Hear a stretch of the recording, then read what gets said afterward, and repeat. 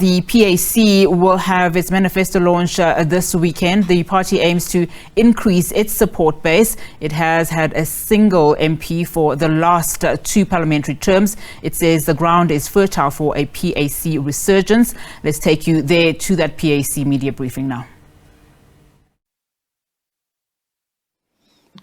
Is there any person who wants to add? Chairman, Secretary General? Yes, we have also extended invitation to other fraternal organizations that are going to be part of us. They will also deliver their solidarity messages. As you may be aware, we were also invited at the Economic Freedom Fighters launch of their manifesto. We equally have invited them. We are in partnership with Azapo. We have a relationship with Azapo. They are also invited to our events. There are also other civic movements, community civic movements, that will also attend and endorse the PAC for these elections. Some of them are going to be contesting only provincially and endorsing PAC nationally. Some of them will be endorsing the PAC for the entire elections, meaning they will be voting for the PAC or calling their supporters to vote for the PAC, both in the national and the provincial elections. We are quite excited for this launch. It is going to be a very historic launch. We have had, as President has correctly pointed out, in the past we have had the launch of manifestos, but never had we had a launch which is going to be the same as this one, which we are going to have tomorrow. And it's quite exciting. The former presidents of the PAC are also invited. Dr. Mohoba, Dr. Peko will also be part. Dr. Mpahlele is also invited as part, so as to showcase that the PAC is united, so as to also demonstrate that we are a party that is ready to govern and a party that can be trusted in the forthcoming elections.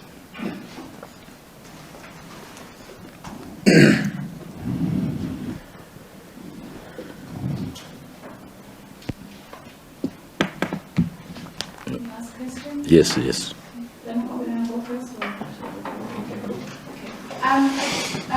Two questions.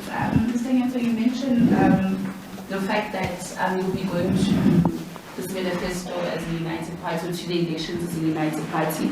You know that over the years the PAC has had challenges, with its leadership.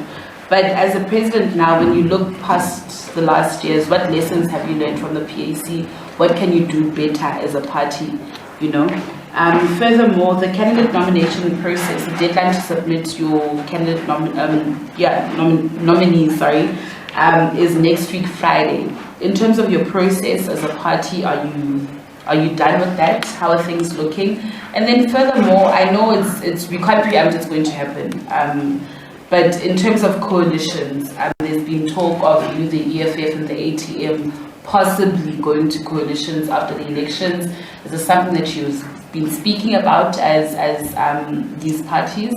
Thank you. Thank you, Natasha. Firstly, we have, as an organization, and also as the president, as you have asked, we have learned the hard way.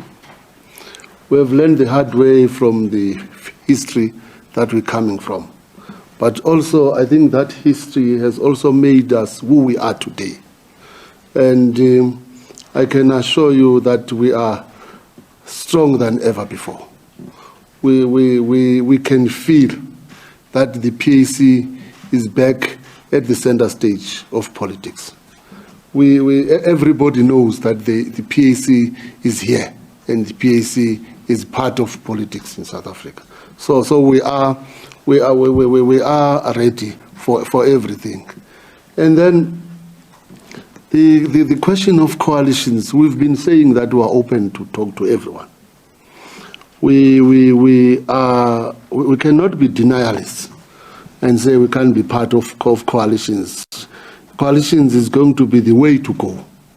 And that's a reality that is going to happen in South Africa. So we will definitely engage other political parties. But of course, we must also be informed by our own principles, by what the PAC stands. But also the coalitions must also be in favor of the African people. Remember, we are in politics because we want to serve people. So we cannot be part of coalitions that are going to serve us as leaders, not people out there. So the coalition must be in favor of service delivery. So we will definitely be part of those coalitions. So yes, we are talking about them. We are part of them in some municipalities right now because we really want to be, remember we're contesting because we want to be part of governance. In fact, we want to govern. So if we are given that opportunity to be part of governance, we'll grab it, but it must also talk to what the PAC stands for. It must not just be a coalition for the sake of coalition. Yes. No, the candidate nomination process, we are done. Everything, we are ready. We are just ready to go and register and have PAC in the ballot paper and campaign. We've started campaigning as early as last year, but we are ready with everything. It can just be small and other things like your administration and so on, but we are ready for these elections. Sure. Okay.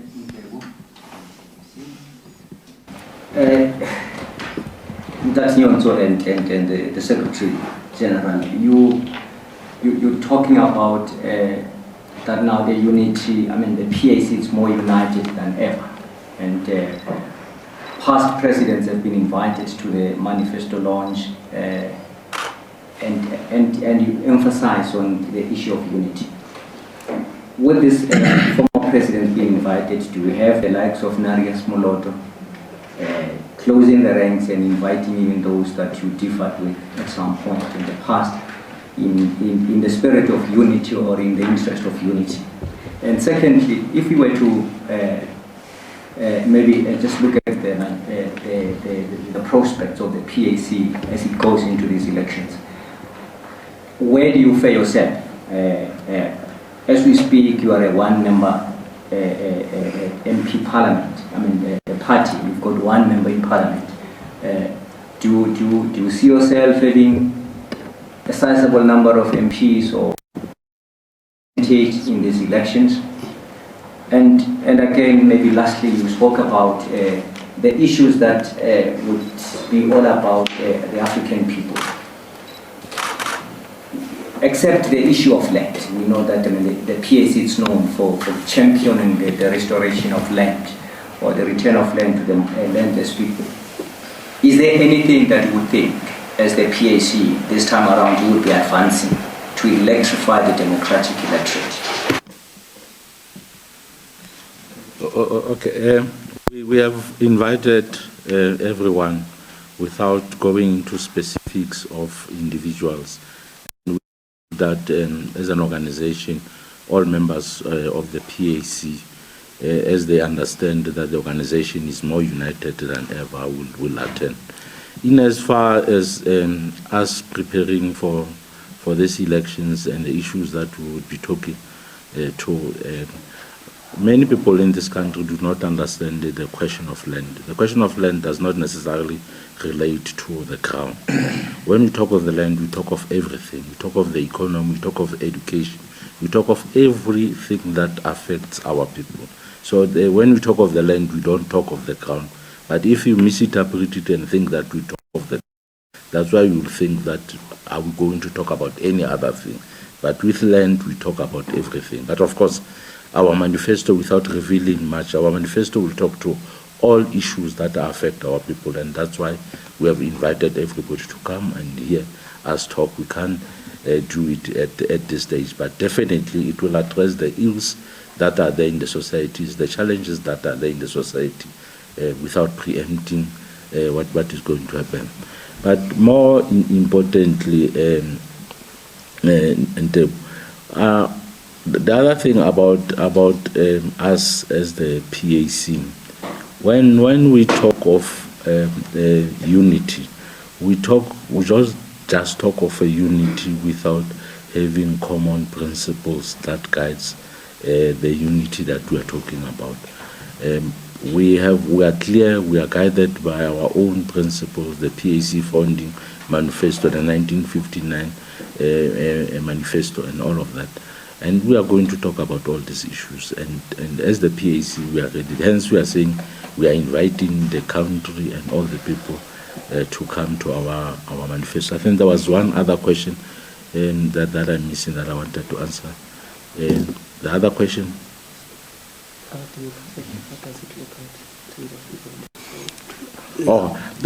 You see, you are saying in our last performance we had one seat in Parliament, but if you look into the last local government elections, we increased the number of councillors twofold, which gives an indication that we are very confident that even in these elections, that trajectory, that growth, it will continue, and it is evidenced by what happened in the last elections.